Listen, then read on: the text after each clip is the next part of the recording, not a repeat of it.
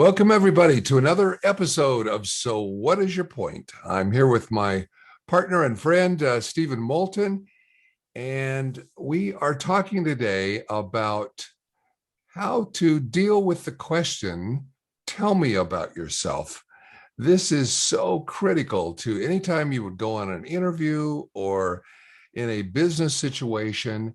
And we're fortunate that Steve has written a complete book on Tell Me About Yourself. And we'll talk to you a little bit about that later on how you can get the book.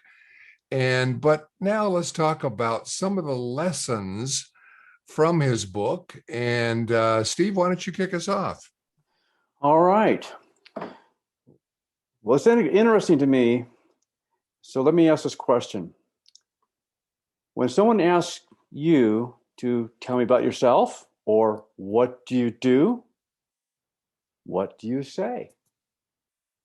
Many people respond with, I'm an accountant, an engineer, I'm a restaurant owner, I'm a solopreneur, I'm a consultant, I'm a coach.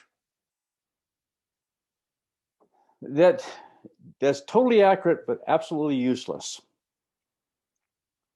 Because what happens is the listener says, okay, I can put you in this box, or I can put you in that box. I know basically what you do, but what you don't tell them, what you're not telling them is how you actually help them. And there's a lot of ways of approaching this. It's a big mistake to just say, to get that kind of response. So what should you say? Let me ask this question here. Do you want them to ask you more questions? Become engaged? Continue the conversation? You need to put some mystery in, not mystery, but clarity, maybe a little bit of mystery, into what it is you do. So the question is, what do you want to be known for?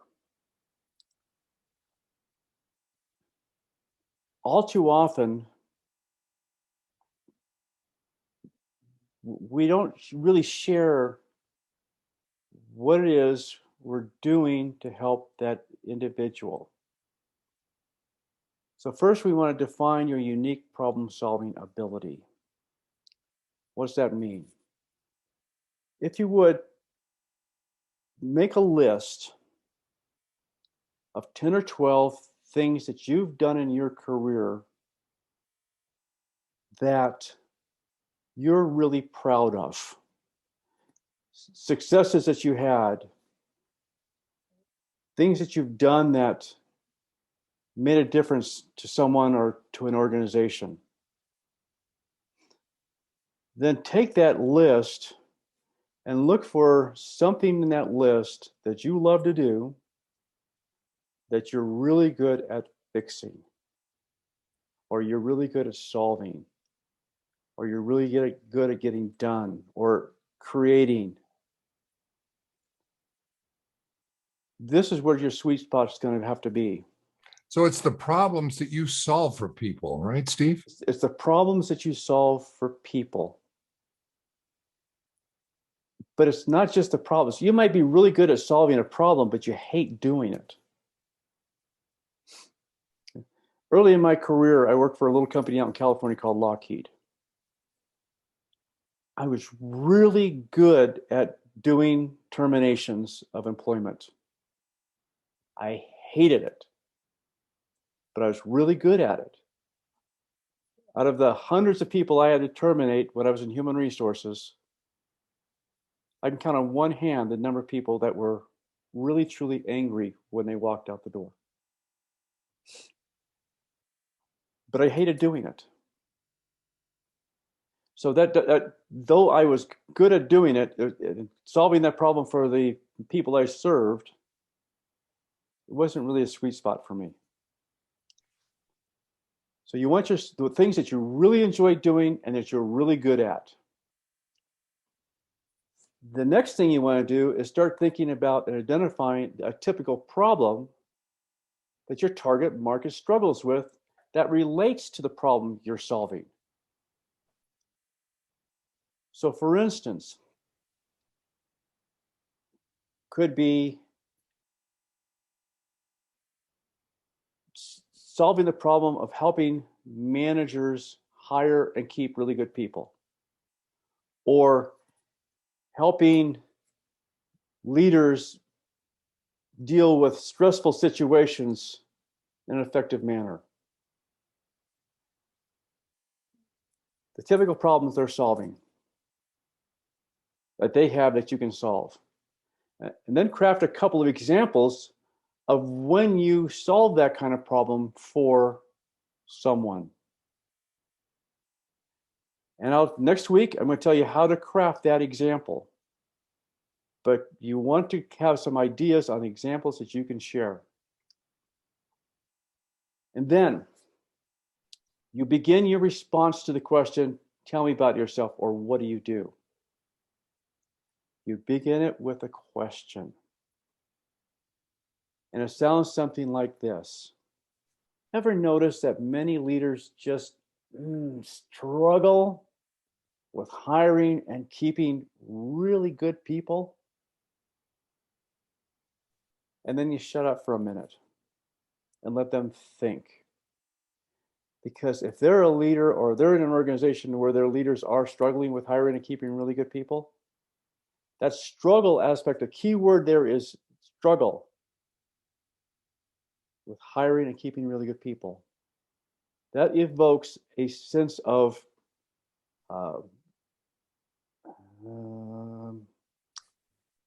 emotional reaction. So let's talk about what the psychology of what the person's thinking now. You want to trigger an emotional response, which is why you put the word struggle in that. Emotional response is if they're struggling with that kind of thing, or they've struggled with it in the past, they think back to those examples of people they've hired and didn't work out or whatever have you, and it was all a problem for them. That emotional thing going on through their mind, or they're thinking about a manager that they had that keeps hiring and firing people because they can't get the right people in the right places. That emotion then triggers them to come back to you thinking, this is an issue for me. Can this person be of value to me?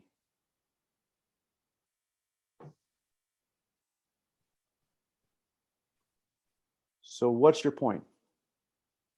The point right now is you want to understand what your unique problem solving ability is. You want to tie that to a typical problem that your target market has. And then you want to have a story that's going to support that. We'll talk about that next week. But you ask the question, ever notice that your leaders or patients or whatever else have you struggle with this problem? That begins an effective response to tell me about yourself, or what do you do? So, Steve, I got to ask you a question that comes to my mind when you explain this process, and that is, how do you know what problem they might be experiencing that you could solve? Not everybody's going to have the problem that you can solve. Right, right. Okay. So you want to focus in on a problem you can solve for the market. So let's just say you're going for a job interview, and this is a marketing job. The question might be, ever notice that a lot of marketing professionals struggle with getting the attention of potential clients? And I suppose at that point they could say, well, yeah, we experience that a lot. Or the other option is, No, we've kind of conquered that. Then they don't need you. Or you could come back with a second question, right? Or you could. Um, what about whatever else? You could come back if you'd really done your research and you're being interviewed by a company. I suppose some of the problems that people experience are well known, and if you've done a little research on the company, you might be aware of those, right? True.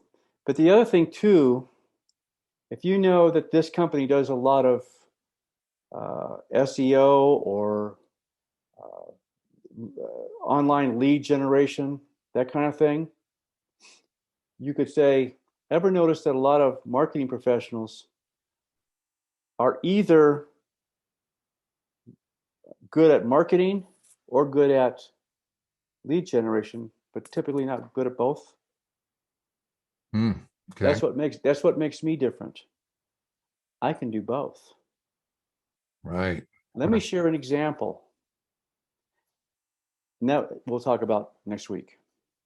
Yeah. So this is so powerful. It's going to kick off the conversation in a way that allows you to hone in on real problems that people are frustrated with and get down to kind of an emotional level, which I suppose you could say is a wonderful way to distinguish yourself from everybody else, right? That's right. The key is you want to be different from everyone else, but you want to do it in a manner that actually relates to the individual you're talking to. Fantastic. Hey, Steve, I know a number of people are probably wanting to know, hey, how do I find your book? What's the name of it? How do they find it? I know you'll tell them a little bit more about next week, but just in case they're really itching to get your book, where do they go? Well, it's on Amazon, obviously, and it's a Kindle book. Oh, nice. Okay. I'll provide a link so we can put on the YouTube page there. They click on that link, go straight to the book. Okay. Excellent. So Amazon.com, and the name of your book is Tell Me About Yourself. Tell Me About Yourself. Okay. By Stephen Moulton.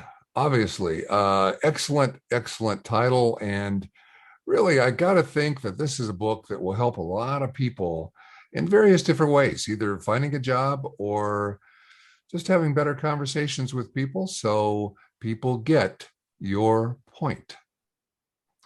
Thank you, So, Roger. yeah. So thanks everybody for joining us today. And we look forward to seeing you next week. You can catch us on YouTube or you can catch us on wherever you listen to your podcasts. So what is your point? See you next time. Bye-bye. Ta-ta.